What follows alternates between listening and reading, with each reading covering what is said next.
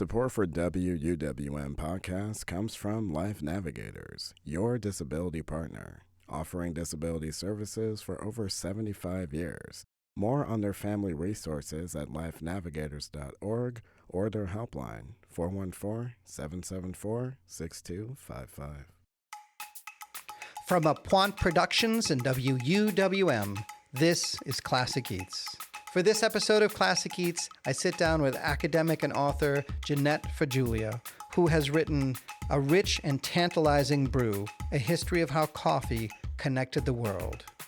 But first, a story. It's 1683, and you, Franz Georg Korzynski, are standing in the middle of Vienna staring at several hundred sacks of something the retreating Ottoman army left behind. 60,000 soldiers gone in the night. After the Polish, with their cavalry of winged hussars, shattered and routed a siege all of Europe had found unbreakable. What they left, tents, camels, grain, and these sacks. Dark, strange-smelling beans that most of your countrymen have already dismissed as camel fodder. You know better. You spent years living among the Ottomans. You crossed their lines during the siege carrying dispatches that kept Vienna from falling. You know what's in those sacks. You know what to do with it. Within a year, you open the Blue Bottle, Vienna's first coffee house. You don't just serve the stuff black and bitter the way the Turks do. You strain it, you sweeten it, you add a splash of milk. Vienna, still trembling from siege, takes to it like a city that has earned a long, slow morning. It spreads from there the way all great ideas do, quietly and then all at once. The story of coffee is one of the great slow burn stories in culinary history. Coffee moves through the world like a rumor that keeps turning out to be true.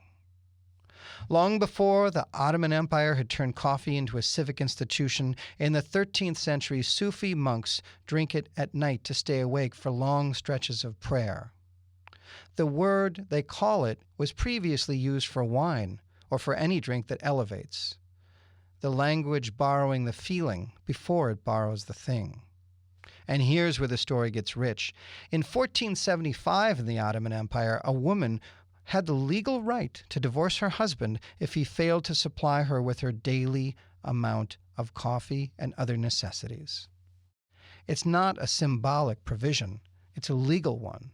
Grounds for divorce. The Ottomans, who built coffee houses that functioned as the intellectual and social infrastructure of their cities, understood something about coffee that we sometimes forget in our age of drive-through sugared-up desserts called a coffee. It was not just a beverage, it was a daily ritual of presence. Failed to provide that in the 16th century Ottoman law, and you have failed at something fundamental. Coffee arrives in Europe through Venice, the watery fulcrum of all things treasured and traded for Europe. A botanist named Prospero Albini brings back not just the beans but the knowledge, and in 1615 Venetian merchants are importing it en masse. The first sales are in pharmacies, which is the 17th century way of saying it clearly does something, but we're just not sure what. By 1720, Café Florian opened under the arches of St. Mark's Square in Venice. If its walls could talk, they would tell of Wagner composing and philosophers writing down deep thoughts. Empires carry culture the way rivers carry silt, sometimes gently, sometimes in a flood. The Ottomans besieged Venice for 2 months and failed to take it. But what they left behind, those dark, aromatic sacks of coffee, would conquer the city utterly. Within a generation, Vienna would have hundreds of coffee houses. Within 2, the Viennese coffee house would become a model for the European intellectual life. The salon, the newspaper, the unhurried afternoon of thought. And the coffee plant would advance from Ethiopia to be grown the world over. Welcome to Classic Eats. I'm Kyle Johnson Cherek. This is a show about culinary history, why we eat what we eat, the people, the places, the scenes and situations that set the course for the way we dine. Each show we pick a thing, a person, a drink, a movement, or an object that made its mark on what we call food. This week on Classic Eats, I sit down with Jeanette Fregulia, who is an author and academic and has written a fantastic book on coffee. Jeanette Fregulia, welcome to Classic Eats. Thank you. It's grand to be here. Thank you. One thing I like to do with my guests, and we're delighted you're here, by the way, is in 20 words or less, how would you describe a Dr. Fregulia? Oh, well, that's an interesting question. I like to think of myself as infinitely curious about a great many things. Sure. And you are obviously an academic. You've been teaching at Carroll College in Montana. You've got 2 books, I believe. So this episode is about coffee. And in the pantheon of food books, there are far too many about coffee that kind of cover the same thing. And I know because I feel that I researched all of them looking for you. Thank you. You had me at frankincense when you were describing coffee's trajectory from ancient times for most people through something that was outlawed because it collected people together in Elizabethan England about then, right? Actually, it started, there were attempts to outlaw it as early as 1511 in Mecca. Because the leader of Mecca, okay, well, go on. The leader of Mecca was very unhappy that people were gathering in coffee houses, and he pitched it like, we have to ban the coffee houses and that was where the first coffee house was in Mecca in 1511. And he said, because men are neglecting their prayers to drink coffee and socialize.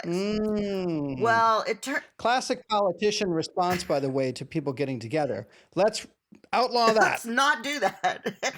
And what happened, it turned out that what he was really unhappy about was that they were talking trash about him. And so it wasn't really about neglecting their prayers. It was that they were expressing their discontent about him. And that is echoed then some 300, 400, 500 years later in England, in the 1500s England, correct? And even before that in the church, and it wasn't so much the talking bad about the church, is that they decided that the coffee came from the East and it encouraged people to get together. The Catholic Church was just, we have to ban it. And supposedly a friar gave the Pope coffee and he decided it was far too delicious to leave to the quote unquote heathens. So let's hit some spots. You're the historian. So the old story is that coffee begins in Ethiopia and there's a goat herd whose goats are eating it and he realizes they're all jumpy or something. Probably total lore, right? But as an academic, where can we get to a spot that coffee sort of first hits the human experience scene in a significant way?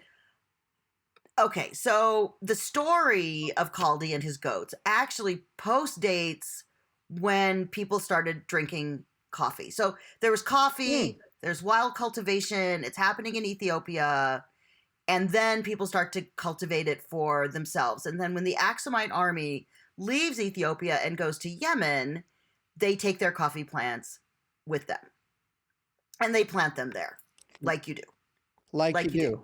And can we just stop? I mean, that's one, super cool, because I didn't know that. But 2, the importance of coffee for armies, everything from the siege of Vienna and that story to coffee being given as a ration in the Civil War, because they understood what a great cheap commodity it was for keeping soldiers alert and fighting, and everywhere in between, and then World War II as well. I mean, wow, it really has its fingers into history. It does. Its tentacles are sort of everywhere.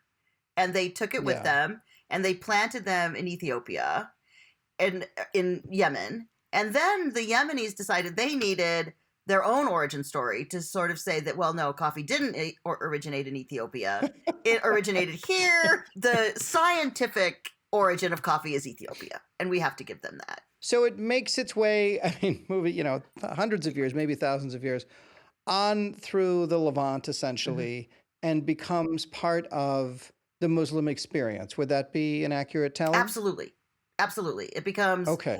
So it starts out as this kind of private pleasure, and then the Sufis use it for their late night prayers, and the first coffee houses spring up and the sociability of the coffee house, and then it's discovered by the Jewish community also to help them stay up through their late night prayers. And Yemen, and the port of Mocha in particular, keeps a stranglehold on the plants. So the beans they export, and they have a monopoly on the beans, but they don't export the plants because that would affect their economics, right? Yeah. So of course, an right. enterprising Portuguese merchant, as the story goes, stole the plants, and that's how they made it. You mean? Yeah, he smuggled them out. A capitalist thief. Yes, exactly. A capitalist thief stole some plants, and it made it ultimately to Portuguese possessions. So when you say Portuguese properties, meaning the Portuguese, is this the era of exploration? Is this 1600s, the Portuguese and the Spanish in particular, and then the Dutch are sailing to, Magellan onward, right? So are they taking them to basically all of their colonial properties, which means they show up with a boat, guns, and a flag and say, it's ours now. Exactly. Yeah, we also, I'm sorry, did I give you something? Right, exactly. And so, it traveled all over. So with the Portuguese, it made it to, like places like Brazil and Portuguese proper possessions in Africa. The Dutch East India Company took it to India. It went to Southeast Asia. And in all of these places, as long as you're on the right sort of latitude, coffee will grow. So here's my question in the global story of coffee. So at that point, let's say that coffee is expanding across the globe in a 200-year window, 100-fold, right? Orders of magnitude in which it's being grown. Was there really that much demand in what I will call at that time the Western world for coffee to be drunk? That's a great question, because coffee, ultimately chocolate, tea even later, what Anne McCants calls colonial groceries, were part of this. I know, right? That's such a great term. I wish I could have coined that myself. It's such a great term. Yeah. It was part of this bigger world of consumption and the idea of consuming their words, not mine, because I don't use this in class, but the quote unquote exotic. So coffee was part of the exotic, unattainable, but fascinating, a little bit dangerous East, along with carpets and spices and all of these, kinds of ideas that we have about the East. Well, they didn't, like I said, they did not initially like it, but at least when it made it to Venice, which was kind of the first European port of call for coffee, probably, it's hard to find hard evidence, but probably the Turkish merchants had a house on the Rialto. And a house and a warehouse. And merchants... This is Venice circa when? What are we talking? 14th century. Okay, got it. So they're going to this warehouse, and the respectful thing to do if you're a Turkish merchant is that you offer coffee to your guests. So probably they were drinking it there, and it'd be right. And so I'm a Venetian middleman. Yes. I'm coming in to buy rugs and spices and frankincense and jade, or all the things that came to this entrepot of 14th century Venice. And you offer me a coffee because that's Muslim hospitality, quite frankly. Yeah. So coffee as a literary commodity came to Europe around the same time that coffee as a commodity did. So these travelers from the West, I'm thinking of a German physician in particular, would go to look for the places that they knew from their Christian faith, and they would end up in places like Damascus and Aleppo and Jerusalem, and they would see a coffee house, and they would talk about it. They drink it hot as they can stand it and black as ink. And then they would come home and they would tell people about this fascinating bitter beverage that they found. Coffee, when I grew up, had a feeling. So I was born in '69, so I sort of straddle the Folgers and country kitchen, huge church made by the gallon coffee, right? But then it also had an aspect of like a foo-foo-ness about it, right? It was, there were certain aspects of acquired taste to Mhm. coffee, what the French did and what the Italians did and so forth. Has coffee always had this sort of um, aspirational and arrivist element to it through history or different markers in history? Yeah, I think so. What's interesting is in each of those examples that you gave, though, from the big church urns of coffee to Hmm. the house on the Rialto, it's always about socialization. So Mm, it's mm. all is oft. I mean, now of course we drink it at home in private as well, but it's a lot about socialization. And I think our palates just had a hard time getting used to the coffee that many of us enjoy today, which is much more like the original, right? So I think of, Got it. Folgers and some of the. I mean, they're fine, but for Yeah, most of us that are real, coffee drinkers, hardcore coffee drinkers, I call right. us, Yeah. it's bathwater Compared compared to to a how it was served on the yeah, Rialto it was served in or little tiny yeah, china or cups and right. So there's an argument probably in 6 or 7 places around the globe that they had the first coffee house. And in Europe, it gets even more competitive, where everyone's arguing that they had the first, or the first one in the country or something. So can you give me kind of an overview of that aspect of coffee and really what it meant culturally in those cities? so the first coffee house by everything that I have researched was Mecca in 1511. Okay. Boom, Boom. first coffee house. Yeah. Talk to the Talk hand. to the hand, first coffee house. And so what Yeah. happened was that as coffee came over, the socialization of the coffee house was very appealing to people in the West. Mm. So they imported not just the beans, not just the drink, but ultimately, I argue in my book, as you know, the institution of the coffee house. So Right. that's Right. how it happened. And so I argue that it was another way, or I would argue, it was another way for the West to consume the East in an environment that they considered Mm-hmm. safe and civilized. Mm. Which, What a great subtext. yes, which I think is Yeah. so Yeah. darn interesting. And among the first places to be coffee house adjacent were apothecary Okay. shops in Venice. They sold the beans, an apothecary shop, a pharmacy. And pharmacies Sure. were places where you could buy medicines, you could buy coffee beans, and you could sit around and talk to Mm-hmm. the apothecary and drink a little coffee. For So me. then it travel. So now we've got all these merchant companies, right? And Yeah. they need to another thing that merchants do is that they find cool stuff and then they create their own demand for it, right? So no, they do. So Oh, the it's true. Italians are involved. So then the Dutch are involved, and then the Dutch introduce it, and it slowly just travels west to Okay. England and to Scandinavia. And so coffee houses spring up within like you said, a 100, 200 year time period Yeah. all over Europe. And then it Right. crosses the pond to Mm-hmm. the colonial US. And that's a huge problem because now places like Philadelphia, where people are talking about revolution, they're also drinking Mm-hmm. coffee, which has the king even more Mm-hmm. upset about all of this. I love the story of coffee. Everyone talks about the Boston Tea Party, but one of the impetuses was we don't have to pay a tax on coffee. So we're going to become a coffee drinking crew, barely made up as Native Americans and tossing all this tea over the side.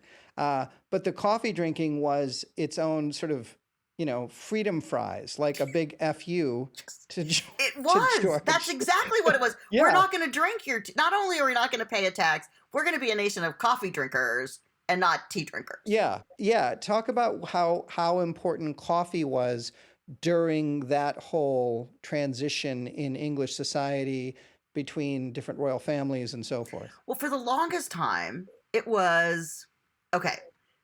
So, and this was true of the Habsburgs as well. It was a Mm, beverage. Coffee was a beverage for the elite, not the masses. And in the beginning, it okay. was only for men because it made women way too excitable. So you could not give coffee to women because it just, all of our humors and all of our things, it caused us to go bananas. God. So you can't give us this stuff. But there was a point in the Muslim world, if I understand your research, a woman could divorce her husband if he did not provide adequate coffee on a weekly basis or something to that effect. Right. For consumption at home. Yeah. Oh, okay. Don't go outside. No, do not drink it with your lady friends at home. Yeah. And that's true of so many of the coffee houses today. In more conservative Muslim communities, you will only find men. And and this is particularly true of Morocco when I was there the second time. There are coffee houses just for women. It's like men go in them, but they're really not welcome. And these are coffee houses that are exclusively have a female clientele, and they're getting more mixed in some places, but a lot of places it's still where men go and they have the paper and they catch up on the football or soccer game and they get out of the house and away from whatever else is going on at home. Right. So back to the Habsburgs and the English. Yes. So there comes a time when it transitions to being more of, so demand for coffee balloons.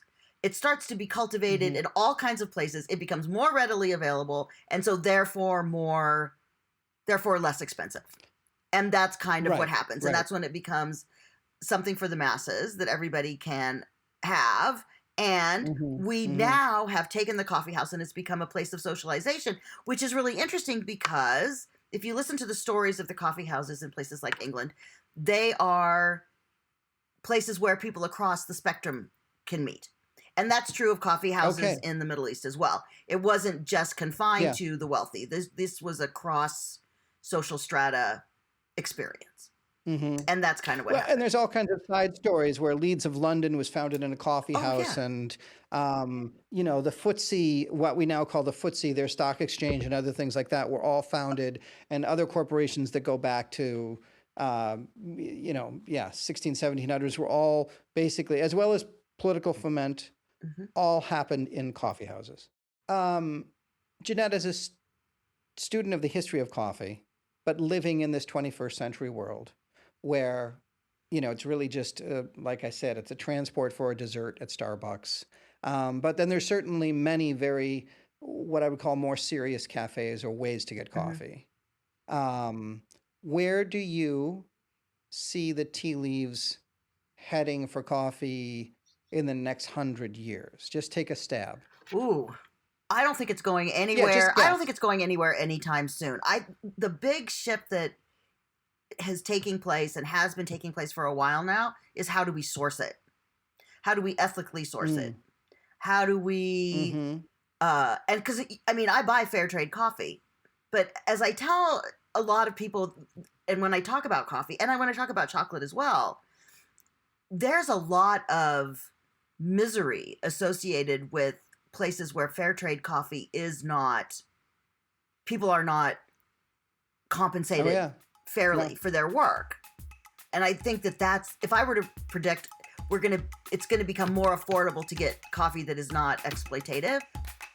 Well, this has been marvelous. Thank you so much. Oh, thank you. That's our show. Thanks for joining us for the history of coffee. Cappuccino to cortado. Thanks for taking a seat at our table for Classic Eats. Classic Eats is created and hosted by Kyle Johnson Cherek and co-produced by Apwant Productions and WUWM. Executive producers Kyle Johnson Cherek and Rob Schoonover. Audio editing and engineering by Brian Arkta and John Rymaszewski. Once again, thank you to this episode's guest, Jeanette Fregulia. You can hear this episode again and any others you've missed when you subscribe to Classic Eats, found wherever you listen to your podcasts.